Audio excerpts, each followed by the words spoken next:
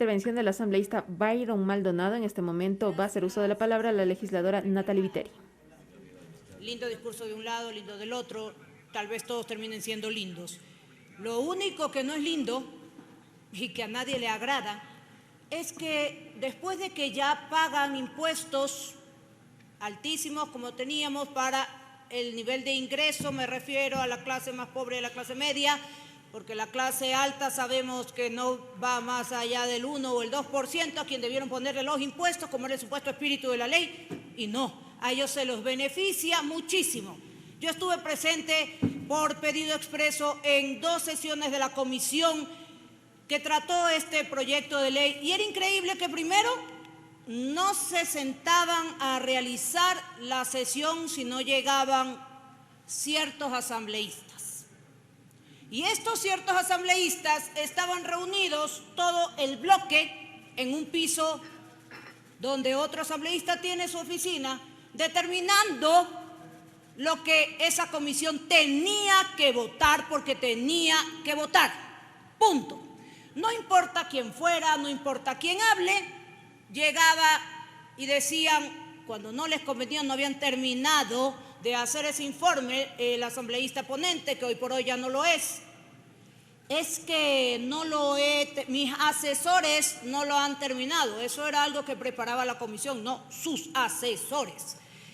Cuando los de la comisión exponían, y exponía yo también, viendo que ni el informe que había presentado en mayoría era beneficioso, peor el espíritu original de esta ley, que es la que nos rige, ni el que prepararon para segundo debate, todo, y se los decía ahí, era una grosera y grotesca ayuda para los más ricos, para los que venden acciones en las bolsas de valores, a los que no se les va a cobrar impuestos, para los que, es más, la venta de acciones ya ni aparece siquiera en la ley de régimen tributario, porque los que defendían estos, obviamente, son la clase más adinerada, que tienen acciones que cuando las vendían significaba un pago elevado de impuesto a la renta para ellos, pese a los muchísimos ingresos de millones de dólares que reciben por utilidades, aunque no trabajen en esas compañías.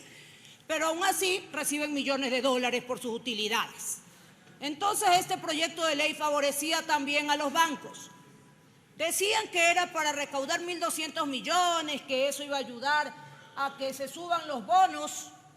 No ha subido ninguno porque nadie recibe más bonos y hay muchísimas personas que tienen capacidades, personas con discapacidad o personas con enfermedades catastróficas y no tienen acceso a ello porque tienen que cumplir primero una serie de requisitos para poder acceder. Luego decían que esta asamblea pues no tiene la forma de hacerlo porque en aquella vez se votó por el informe al primer debate, el informe al segundo, la moción del asambleísta Luis Esteban Torres y por la moción de la asambleísta Mireya Pazmiño. Y que por ende, como no se logró el archivo, el presidente dijo, bueno, no la archivaron, entonces yo voy a promulgarla por decreto ley. Pero no leyeron el artículo correspondiente de la ley, donde no dice pues que en un segundo, último y definitivo debate, lo único que puede hacer la asamblea, según el mismo artículo 140, más aún en estos proyectos de carácter económico urgente, solo dice, cuando en el plazo señalado la asamblea no apruebe, modifique o niegue el proyecto de ley. No dice archivo. Donde dice archivo, y que por lo cual se cogieron del Ejecutivo para mandar al registro oficial esta ley, fue el artículo 60 de la Ley Orgánica de la Función Legislativa, que habla del informe para primer debate, señores. Basta con leer y no interpretar. La ley es clarísima. Para el informe de primer debate, y en el último inciso dice que el Pleno, con la mayoría absoluta de sus miembros, podrá resolver el archivo del proyecto de ley. Pero en primer debate,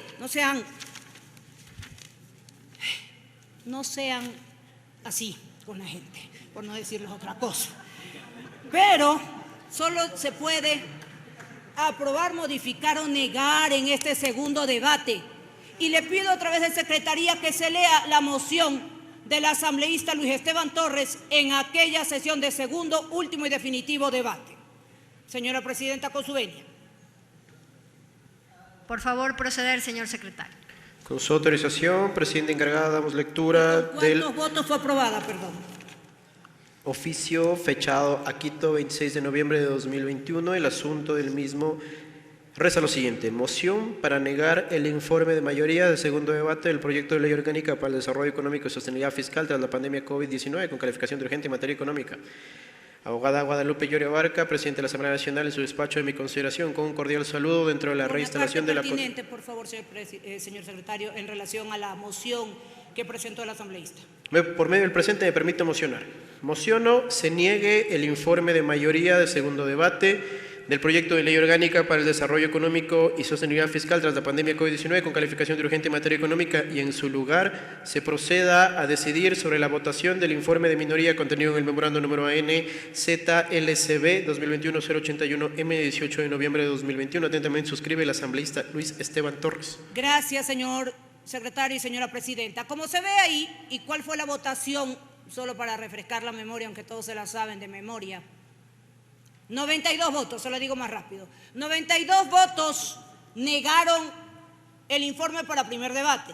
El asambleísta en ese entonces, Francisco Jiménez, tenía el derecho por ley de decir a la presidenta entonces de la asamblea que le conceda que regrese a la comisión para él en un plazo preparar otro informe y presentar. Pero increíblemente, habiendo perdido su informe para que sea aprobado y siendo del gobierno la ley que provenía, él dijo: señora presidenta, yo renuncio a mi derecho.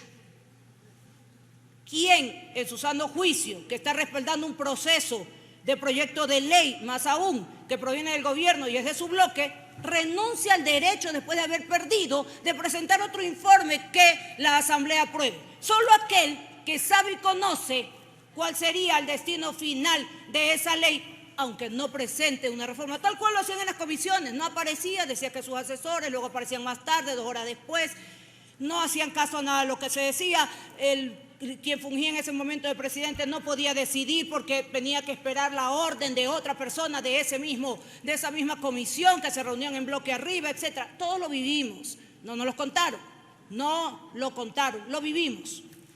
Y lamentablemente en ese momento la mayoría era otra, ¿verdad? Y no solo era una mayoría que se da por votos, sino que se imponía la fuerza. Tras no hacerlo, habría alguna consecuencia, no sabemos cuál, pero habría. Entonces, así era como se obtenían los votos en ese momento. Y el informe de minoría también perdió. Ergo, como la ley dice y la Constitución, la Asamblea solo podía, en ese momento del segundo debate, aprobar, fue negado. Modificar, renunció a su derecho.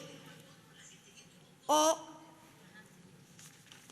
negar el proyecto de ley, fue negado, y el informe de minoría también.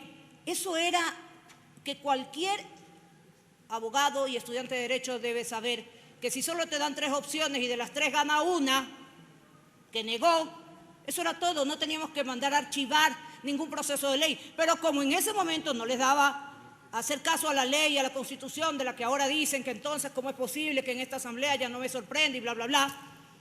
Claro, en ese momento tampoco les sorprendía que no hagan caso a la Constitución y hagan lo que prefieran.